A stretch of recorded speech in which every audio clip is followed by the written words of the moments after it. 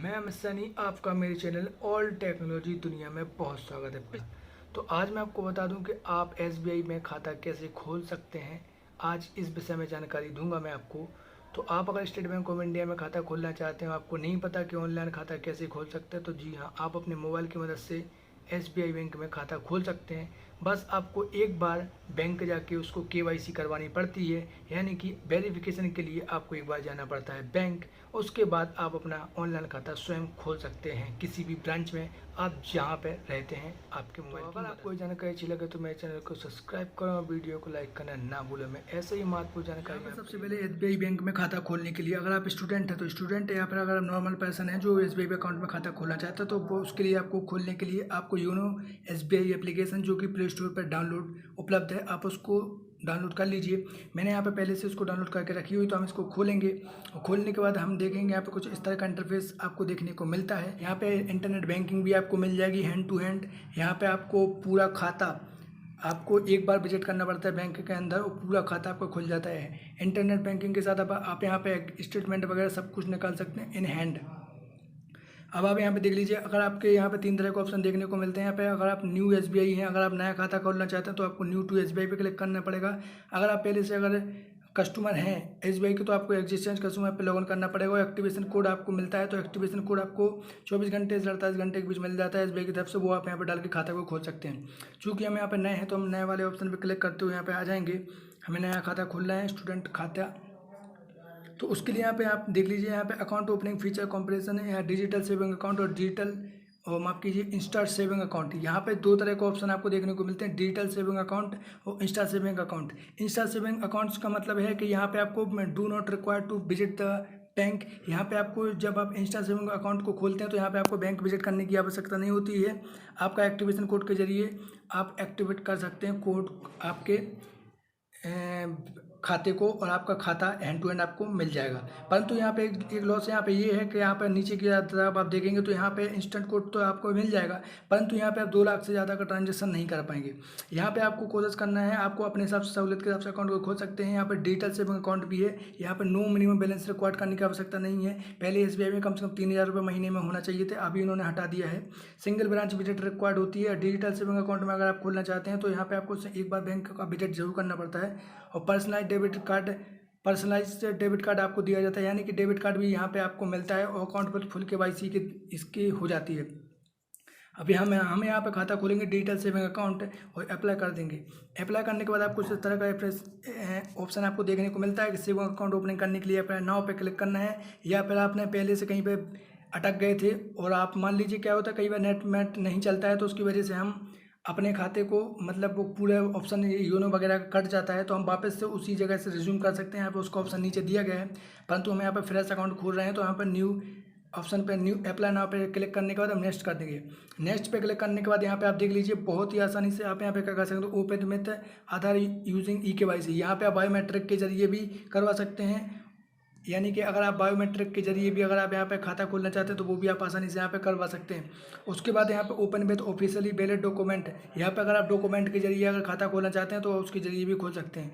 चूँकि हमें यहाँ पे दिखा दीजिए open digital saving account without Aadhaar की केवाईसी ऑथेंटिकेशन। अगर आप यहाँ पे आधार कार्ड की केवाईसी नहीं करवाना चाहते तो आपको debit card, electricity, driving licence वगैरह अदर डॉक्यूमेंट जमा कराने होते हैं, परंतु हम यहाँ पे आधार कार्ड वाला ऑप्शन पर सेलेक्ट करते हुए सीधा नेक्स्ट कर देंगे, क्योंकि हम डिजिटल खाता खोल रहे हैं।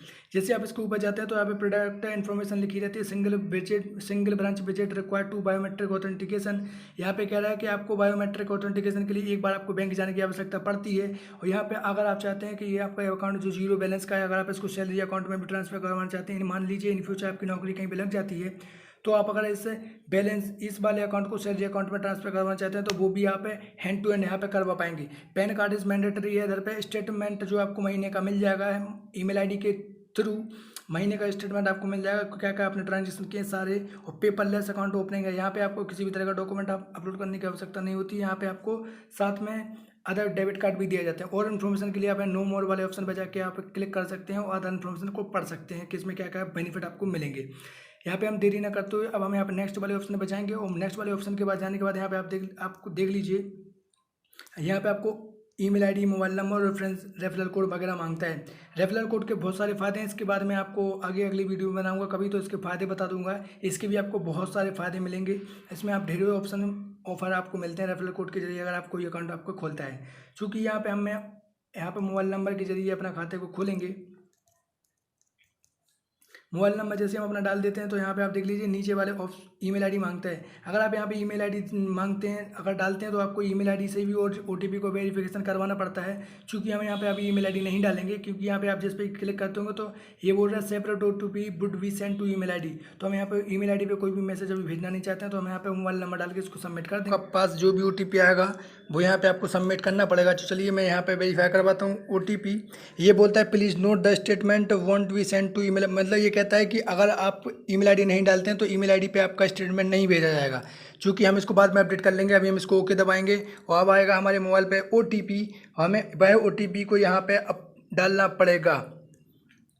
तो चलिए ये ओटीपी आया है हमारा, इसको डालने के बाद हम कर देंगे नेक्स्ट पे क्लिक। नेक्स्ट पे क्लिक करने के बाद हम करेंगे इसको थोड़ा सा वेट। हमें करना है, अब नेक्स्ट करने के बाद सिलेक्ट सबमिट पे क्लिक, और सबमिट पर क्लिक करने के बाद कुछ इस तरह का ऑप्शन आपके सामने देखने को मिलता है, जहां पे आपको फटका और सीआरएस डिक्लेरेशन के लिए बोलता है। तो आपको दोनों के लिए एलिजिबल करना पड़ेगा, और यहाँ पे आपका जो भी पैन कार्ड नंबर हो वो यहाँ पे आपको डाल देना है बहुत आसानी से।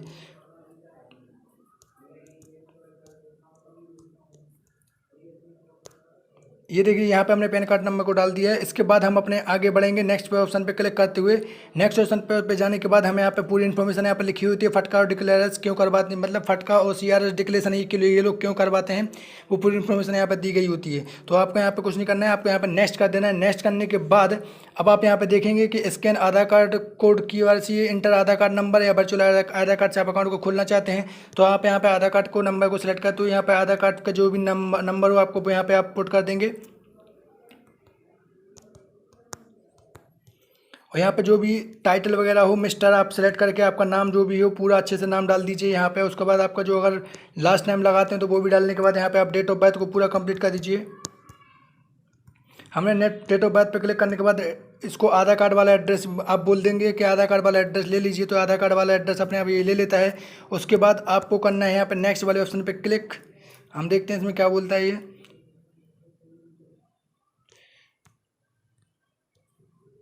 उसके बाद यहाँ पे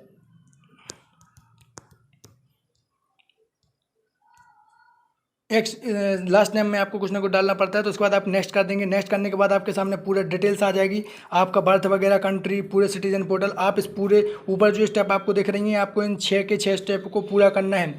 उसके बाद आपको थोड़ी बहुत इन्फॉर्मेशन भरने के बाद यहाँ पे आपको जो भी इंटरनेट बैंकिंग के लिए आपका नाम सेलेक्ट करना है, इंटरनेट बैंकिंग का नाम अपने हिसाब से डाल के और उसका पासवर्ड डालने के बाद आपको यहाँ पे करना है नेक्स्ट। जैसे हम इंटरनेट बैंकिंग का पासवर्ड डालने के बाद नेक्स्ट करते हैं तो यहाँ पे बोलता है कि आपका खाता खुलने के बाद आपका इंटरनेट बैंकिंग OID पासवर्ड को चालू कर दिया जाएगा। उसके बाद आप इंटरनेट बैंकिंग एक्सेस कर पाएंगे। जैसे हम उसके बाद नेक्स्ट करते हैं तो उसके बाद हमें फ़ोटो अपलोड करने के लिए बोलता है। उसके बाद हमें यहाँ पे अपनी गैलरी से या फिर तुरंत सेल्फी लेकर एक फ़ोटो अपलोड करना होता है।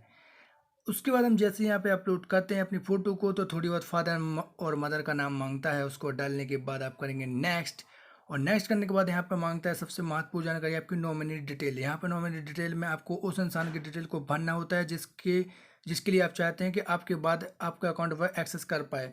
तो आप यहाँ पे नॉमिनी डिटेल बहुत सावधानी से भरेंगे और उसके बाद हम करेंगे नेक्स्ट। नॉमिनी डिटेल को भरने के बाद यहाँ पे इंटरनेट बैंकिंग आपका इनेबल्ड आता है और नीचे लिखा हुआ रिसीव SMS अलर्ट। यहाँ पे SMS अलर्ट सेवा आपको इनेबल्ड मिलती है, तो आपके लिए परेशान होने की जरूरत नहीं है। आपको यस करने के बाद सीधा नेक्स्ट कर देना है।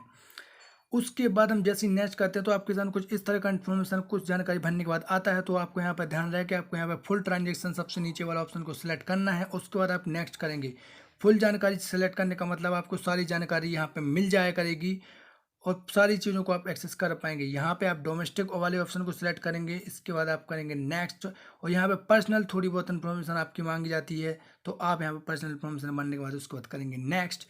उसके बाद आप यहाँ पे आ जाएंगे और यहाँ पे आप देखेंगे टर्म एंड कंडीशन को आपको चेक बॉक्स पे क्लिक करने के बाद आप कर देंगे नेक्स्ट, और नेक्स्ट करने के बाद आपके सामने आ जाएगा OTP को करेंगे आप वेरीफाई। OTP वेरीफाई करने के बाद आपके सामने एक रेफरल कोड जनरेट हो जाएगा। उसी रेफरल कोड को लेके जाके आपको जाना है बैंक, और यह कोड आपका जनरेट होगा। इसको लेके जाना है आपको बैंक, और बैंक में आपको एक कोड को दिखाना है और इस कोड के आधार पर आपको तुरंत हैंड टू हैंड आपका खाता खोल दिया जाएगा।